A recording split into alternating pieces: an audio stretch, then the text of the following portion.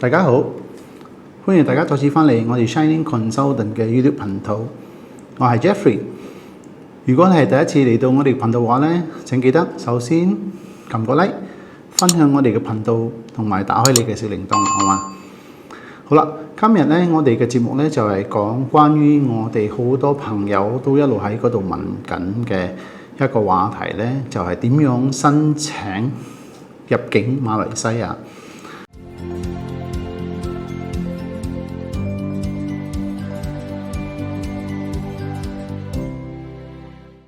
この番組はご覧のスポンサーの提供でお送りします。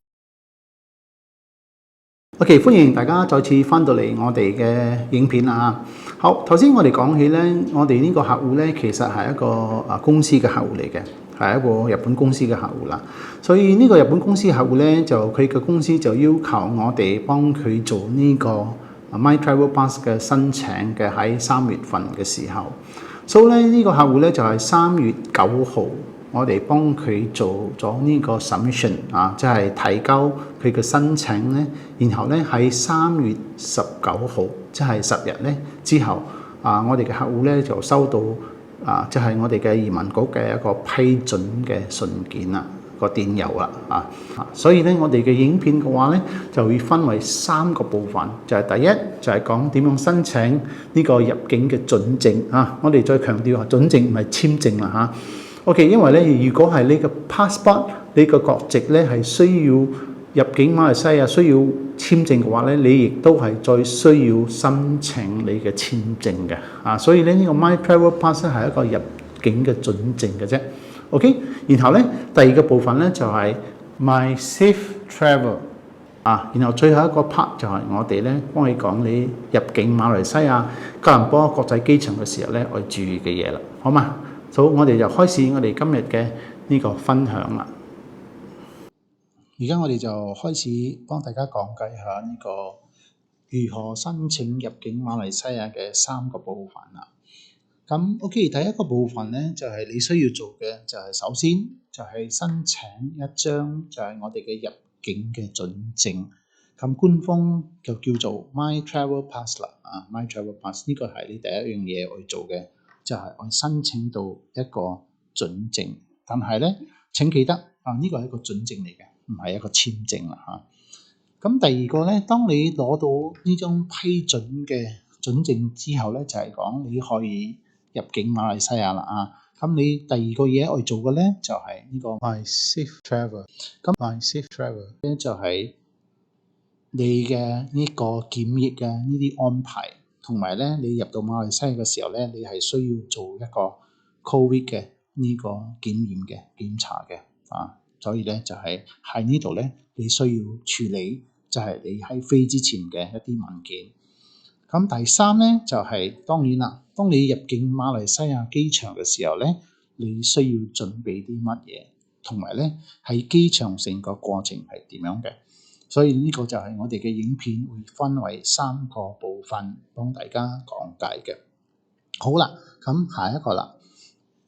咁最緊要咧，我哋係一個聲明俾大家知道咧，其實點解會有呢個影片咧？就係因為其實我哋都幫好多唔同嘅客戶咧，就係做咗呢個入境嘅申請㗎然後呢個日本嘅客戶咧，就係我哋最近期4月份一個成功入境馬來西亞個例子啦所以咧喺得到我哋客戶嘅同意之下，佢願意分享就係佢嘅呢個所有嘅文件啦因為可能咧你睇到啲影片咧，就係幾個月前嘅話咧，可能幫而家嘅成個處理嘅呢個方式係唔同嘅，所以咧就係我哋係 update 一個最新嘅，就係2021年4月份嘅一個入境嘅一個 example 啦咁第二個我哋講嘅聲明咧，就係咧呢個係一個入境嘅准證我強調咧係准證啦，唔係簽證即係點樣講咧？好似係某啲國家、某啲護照咧，你入境馬來西亞係需要簽證嘅話咧，咁一樣的你需要去你嘅呢個 embassy 啦就係申請咗馬來西亞嘅簽證以後咧，然後再上網申請呢個入境嘅准證，咁咧你先可以入境馬來西亞㗎如果係你國家係唔需要嘅話咧，咁就冇問題啦呢就係呢個 My Travel Pass 就可以入嚟㗎啦。咁第三咧，我哋有生命嘅咧就係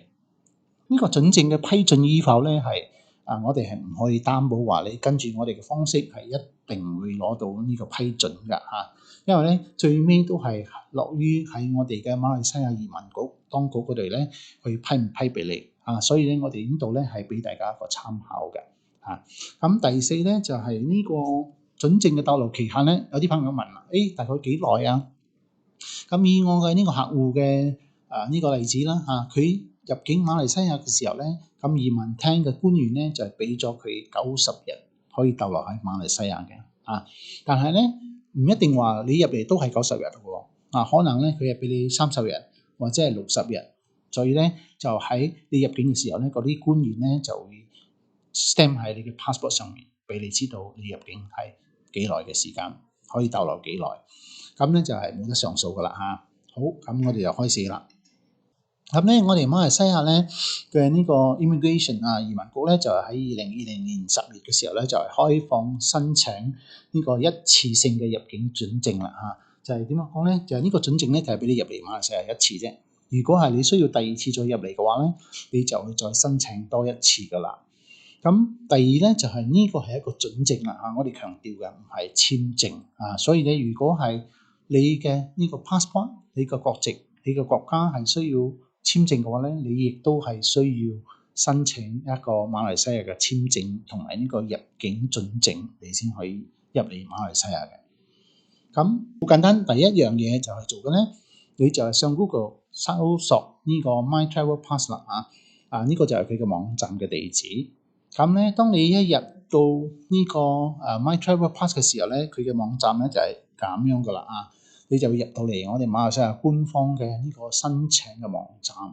So 喺我哋呢個日本客戶嘅情況之下咧，佢係申請社交拜訪同埋商業拜訪嘅啊，所以咧你就 click 喺呢個外國人 social visit 呢度啦啊，佢有好多其他嘅唔同嘅申請嘅啊，大家唔好入錯啦啊，就係呢個 foreigner。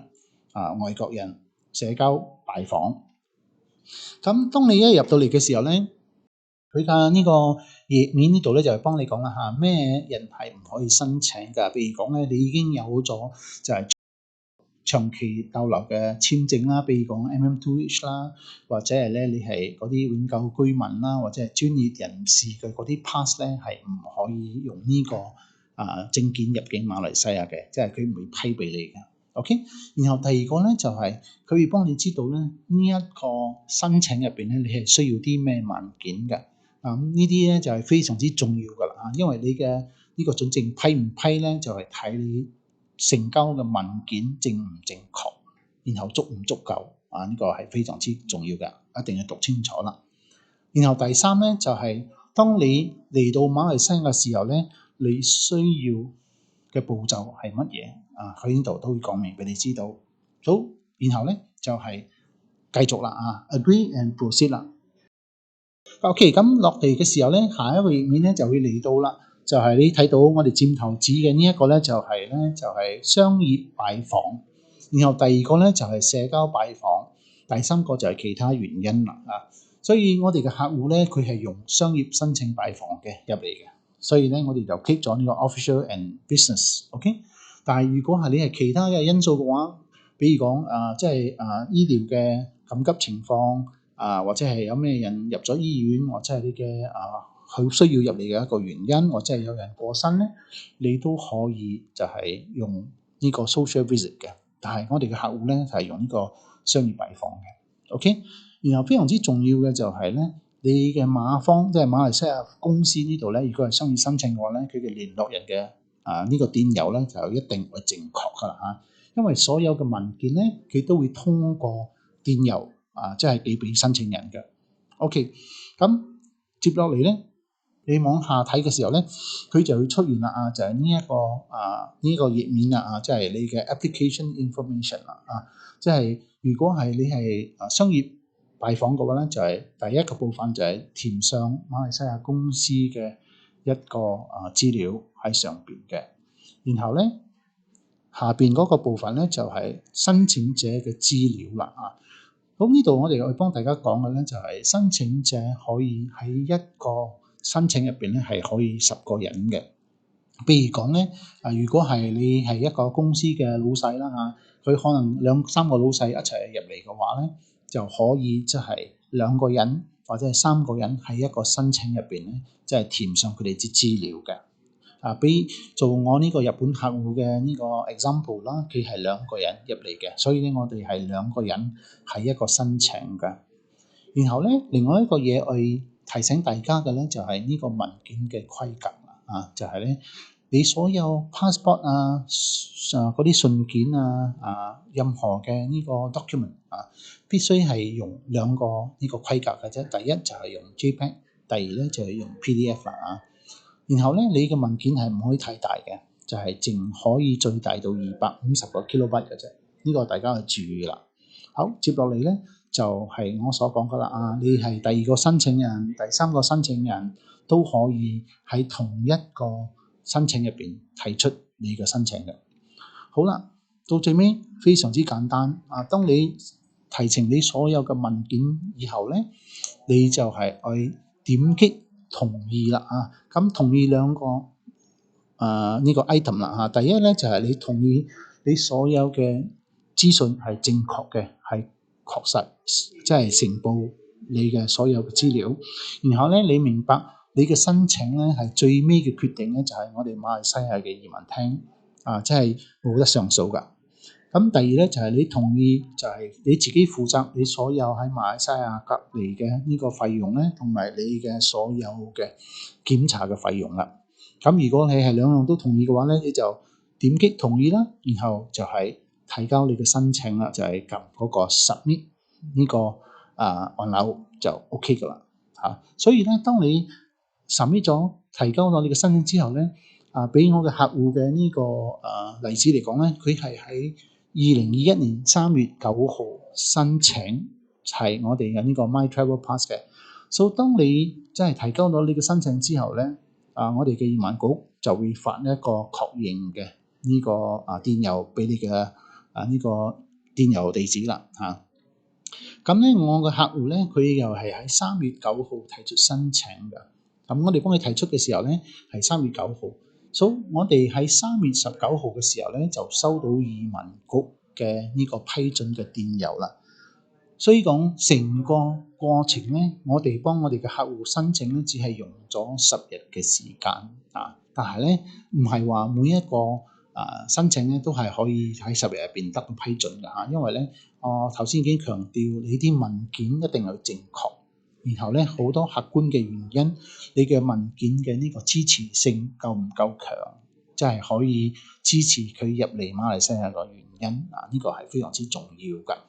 好嘛？所以咧，大家唔使擔心嘅。如果係你有咩需要協助嘅話咧，我哋都有提供呢個服務，所以你可以即係scan 我哋嘅呢個QR code 啦，即係聯絡我哋嘅 WhatsApp 嘅服務專員咧，我哋就會幫你解決你嘅疑問，或者你需要我哋提供服務嘅話咧，都可以聯絡我哋嘅服務專員嘅，好嘛？好啦 ，OK， 所以呢個咧就係我哋最後，如果你得到批准嘅時候咧，